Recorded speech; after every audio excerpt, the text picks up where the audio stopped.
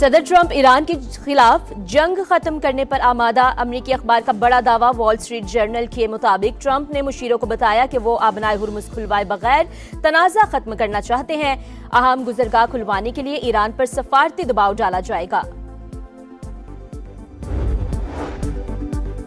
اسرائیل اور امریکہ کی ایران پر جارحیت جاری، صوبہ ہرمزگان میں کارگو کشتی پر حملے میں 8 افراد شہید، اصفہان، نجف آباد، مبارکہ، کاشان اور شہرزہ پر بھی بمباری، ایران کا جوابی وار، صہیونی ریاست پر میزائل داغ دیے، شارجہ میں ٹیلی کام کمپنی کی عمارت کو نقصان پہنچا، دبئی میں ڈرون کا ملبہ گرنے سے 4 افراد زخمی، کویتی آئل ٹینکر پر بھی حملہ۔ اور مشرق وسطی میں لگی آگ بجھانے کا مشن، نائب وزیر اعظم اسحاق ڈار آج چین کے دورے پر روانہ ہوں گے، چینی قیادت سے خطے کی صورتحال پر تبادلہ خیال کریں گے۔ جنگ کے خاتمے کا کوئی بھی فیصلہ ہماری شرائط پر ہوگا، لڑائی تمام حالات کو مد نظر رکھ کر ختم کی جائے گی۔ ایران کا 2 ٹوک اعلان، صدر کا عوام کی عزت اور مفادات کا ہر قیمت پر تحفظ کرنے کا عزم۔ امریکہ کے ساتھ کوئی براہ راست مذاکرات نہیں ہو رہے، صرف سازشوں کے ذریعے پیغام رسائی ہوتی ہے۔ ترجمان وزارت خارجہ کی وضاحت، نیوی کمانڈر علی رضا کی شہادت کی تصدیق کر دی، مقامی اور غیر ملکی صحافیوں کو آبنائے ہرمز کا دورہ کرا دیا۔ Talks are continuing and going well. President Trump issued a 10-day pause to postpone planned strikes on Iranian power plants and energy infrastructure. This remains a truly once-in-a-generation opportunity for the regime to make a good deal with the United States. Iran کے ساتھ مذاکرات جاری ہیں، صدر Donald Trump 6 April سے قبل deal چاہتے ہیں، ترجمان وائٹ ہاؤس کا دعویٰ، کہا ایران نے کچھ تجاویز پر اتفاق کیا ہے، 4 سے 6 ہفتوں کی ڈیڈ لائن برقرار ہے۔ واضح کیا کہ صدر ٹرمپ چاہتے ہیں کہ عرب ممالک جنگ کے اخراجات میں اپنا حصہ ڈالیں۔ ایران کے پاس امریکہ یا اتحادیوں کو دھمکی دینے کی صلاحیت نہیں۔ آبنائے ہرمز پر ایران کی حاکمیت ناقابل قبول، عسکری کارروائیاں ختم ہونے کے بعد اقدامات کیے جائیں گے، امریکہ کا اعلان۔ وزیر خارجہ مارکو روبیو کہتے ہیں ایران نیوکلیئر ہتھیار حاصل کر کے دنیا کو دھمکانا اور بلیک میل کرنا چاہتا ہے، اس کی اجازت نہیں دی جائے گی۔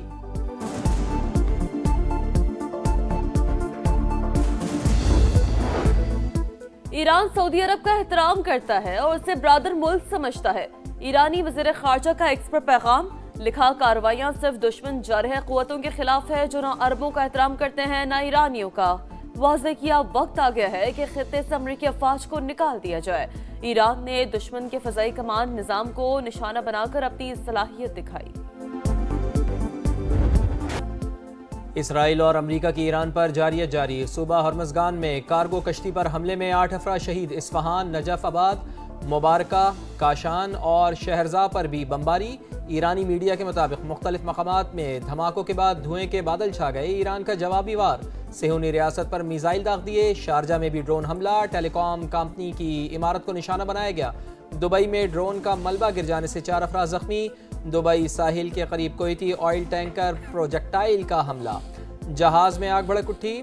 یو کے میری ٹائم ایجنسی کے مطابق جہاز پر موجود تمام عملہ محفوظ ہے۔ سعودی عرب کا بھی 8 بیلسٹک میزائل گرانے کا دعویٰ۔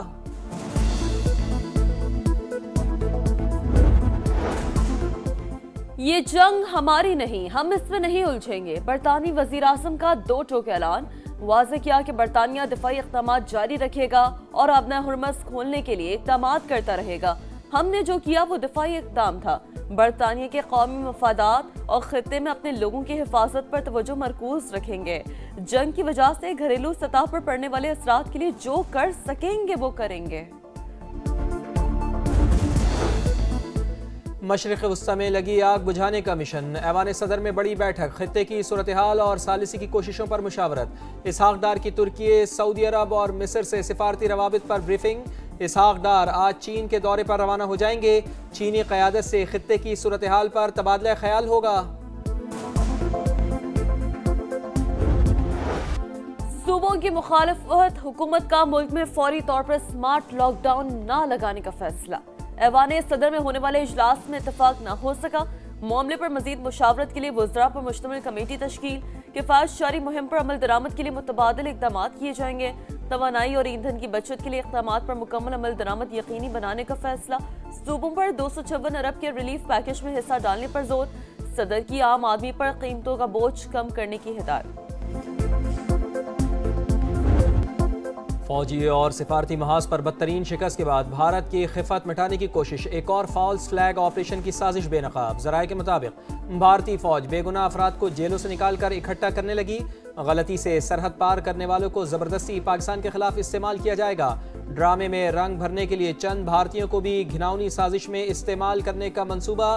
دنیا بھر میں رسوائی سمیٹنے والی را اور پٹا ہوا مورا جے شنکر گھناؤنے پلان کا ماسٹر مائنڈ۔ مودی سرکار اب تک پلوامہ اور پہلگام واقعات کے شواہد بھی سامنے نہ لا سکی۔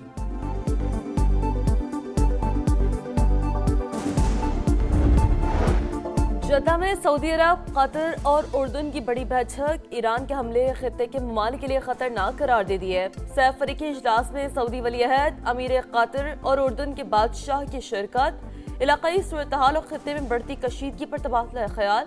توانائی سپلائی اور بین الاقوامی نقل و حمل کی آزادی کو لاحق خطرات پر بات چیت۔ سعودی ولی عہد سے امیر قطر اور اردن کے شاہ عبداللہ کی الگ الگ ملاقات بھی ہوئی۔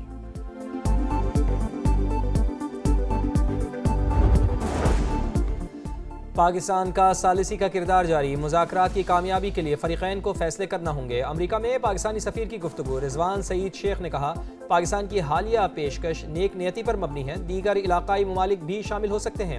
واضح کیا کہ پاکستان خطے کے وسیع تر مفاد میں معاملات کو آگے بڑھانے کا خواہاں ہے۔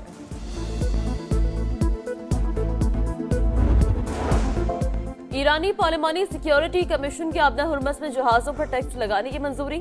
ایرانی میڈیا کے مطابق بل کے تحت تیل بردار جہازوں پر ممکنہ فیس $20 لاکھ ہو سکتی ہے۔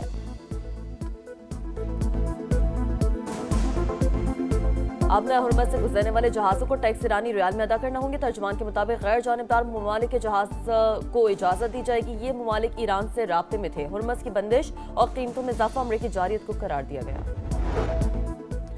مشرق وسطی میں بھڑکتے شعلے، عالمی مارکیٹ میں خام تیل کی قیمتوں میں استحکام نہ آ سکا۔ امریکی خام تیل 3.4% بڑھ کر $106 فی بیرل، برینٹ کروڈ $112 فی بیرل ہو گیا۔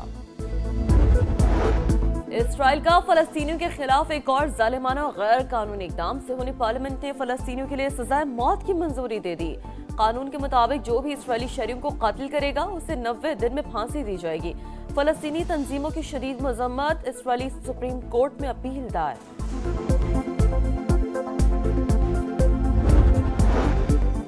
مسلم ممالک کی مسجد اقصی میں مسلمانوں کو عبادت سے روکنے کی شدید مذمت، پاکستان، سعودی عرب اور ترکیے سمیت 8 ممالک کا مشترکہ بیان جاری۔ واضح کیا کہ اسرائیلی اقدام بین الاقوامی قانون کی صریحاً خلاف ورزی ہے، اقدام عالمی امن کے لیے خطرہ قرار۔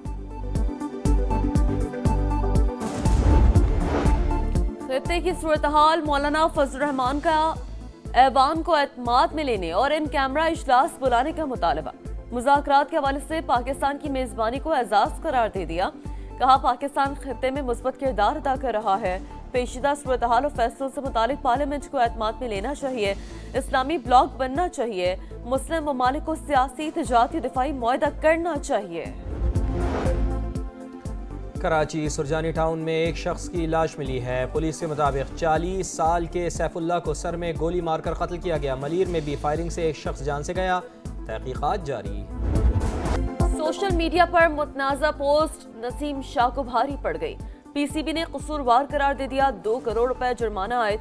فاسٹ بولر کے سوشل میڈیا ایڈوائزر پر پابندی، آئندہ کسی کھلاڑی کے لیے خدمات انجام نہیں دے سکیں گے۔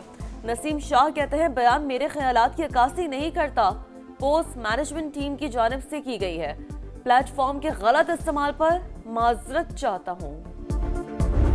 فخر زمان پر پابندی کی تلوار، اوپننگ بیٹر کی میچ ریفری کے سامنے ایک اور پیشی، روشن ماہنامہ کے مزید سوالات، سماعت مکمل، فیصلہ جلد متوقع۔ فخر زمان پر پی ایس ایل میچ کے دوران بال ٹیمپرنگ کا الزام ہے۔